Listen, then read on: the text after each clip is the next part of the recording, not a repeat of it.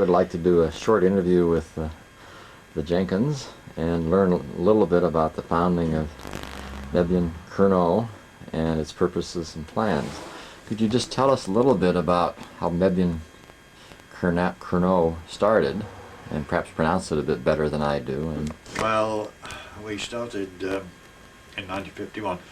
The year before that, there'd been a Celtic Congress in Cornwall, and as part of the programme, there'd been a performance of a play in Cornish, or part of a play in Cornish, and we found that getting together to do this, we met a lot of people with very similar ideas about what we wanted for the future of Cornwall.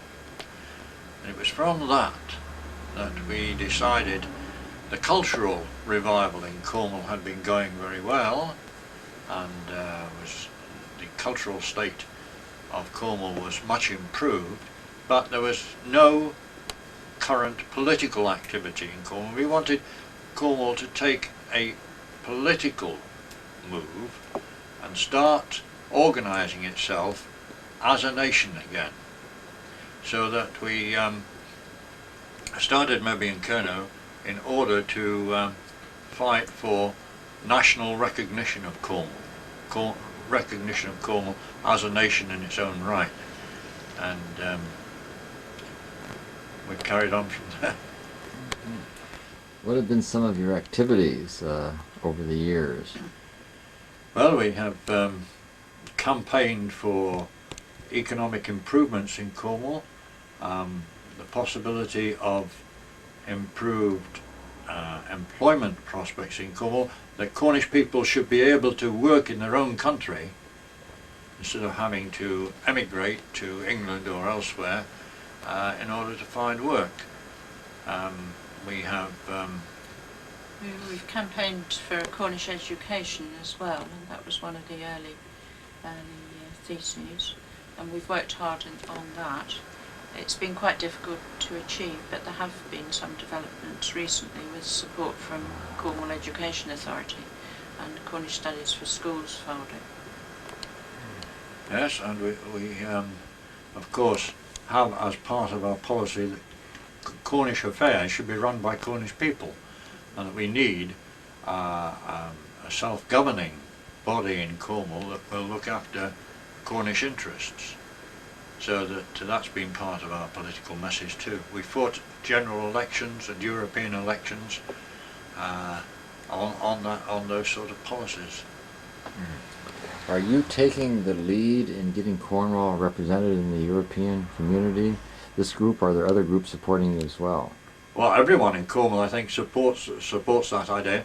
We were we were the first to say that Cornwall should have its own representative, and when I stood in the first European election, that was the basis of my campaign, that Cornwall should have its own representative, not be linked with Plymouth. And since that time, the whole of Cornwall has swung behind that position, from the county council through the district council, parish councils. Every shade of opinion has come around to recognise that Cornwall needs to be represented in Europe as itself and not linked to anywhere else. It's a wonderful accomplishment. What do you see as some of the major problems and difficulties the Cornish nationalist Mebyon Kernow faces currently? I think one of the difficulties is that we have no university down here, and this has been a continuing problem for a very long time, that we have no centre of excellence for young people to study, apart from the School of Mines and the development of the Institute of Cornish Studies and the Art College at Falmouth, who all have links with other colleges and universities, but it's not a full central focal point. This means that all our young people have to go out of Cornwall for further education, and it's very, very difficult for them to come back. So a lot of the young academics from Cornwall have to work in other parts of Britain and other parts of the world. And this is sad for them. A lot of them would like to come back. They feel very strongly that they would like to be here and to work here. I was wondering if you might say just a few words for the historical record about the fact of the original College of Cornwall being dissolved many years ago. It's an interesting historical piece. Well, of course, Glasney College was founded as a religious foundation, and therefore suffered when Henry VIII, Henry Tudor VIII, dissolved the monasteries and chantries and religious foundations and confiscated their wealth.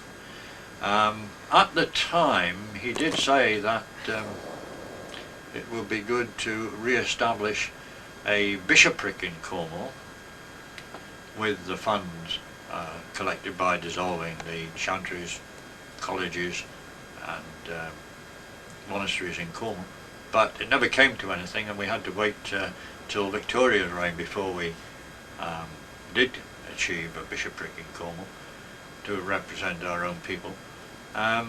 If Glasney had been able to continue as a centre of learning, I am sure that the Cornish language would have been better preserved and maintained, and never suffered the obscuration that it has. It seems important, I think, to remember for the record that very important. Cornwall has suffered basically a loss of perhaps two religions and always been forced by invading peoples to take another frame of reference. It would have made the Cornish College really one of the older colleges, older universities in Europe, if it had been allowed to remain. Yes, I think there would only be two older in England and one older in Scotland, and there wouldn't have been any in Wales older than the foundation of Glasney. Mm-hmm. So in effect, there have been many instances of loss over the history of Cornwall.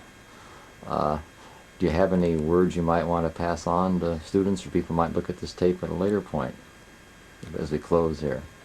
I think there've been hopeful developments too in Cornwall, certainly through education and the support of Cornwall Education Authority.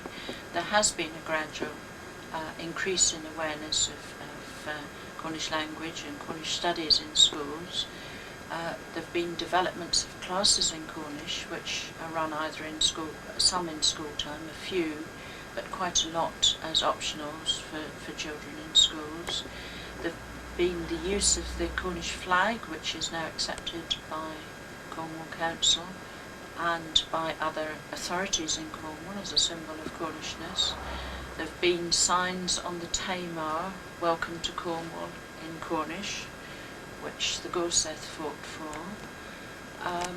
There have been young children being brought up to speak Cornish from birth for the first time for I don't know how many years, 100 years? 200 years. 200 years probably, starting from birth to speak Cornish. So there are now a few families where Cornish is used as its native tongue from birth, as well as English.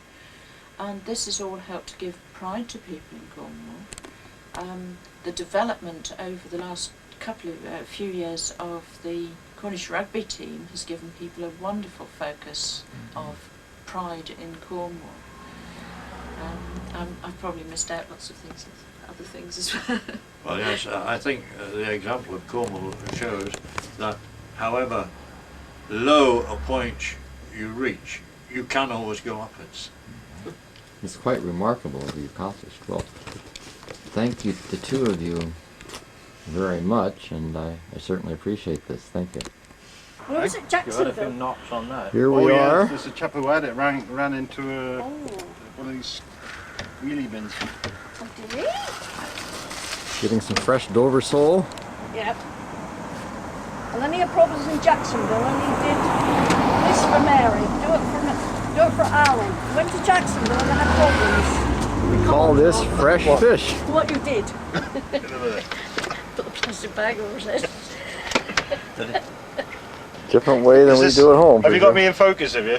Oh yes. So I did go to Jacksonville and I got into trouble then. I think I'm still wanted. Wonderful. Great. Here we are at Mexico Beach.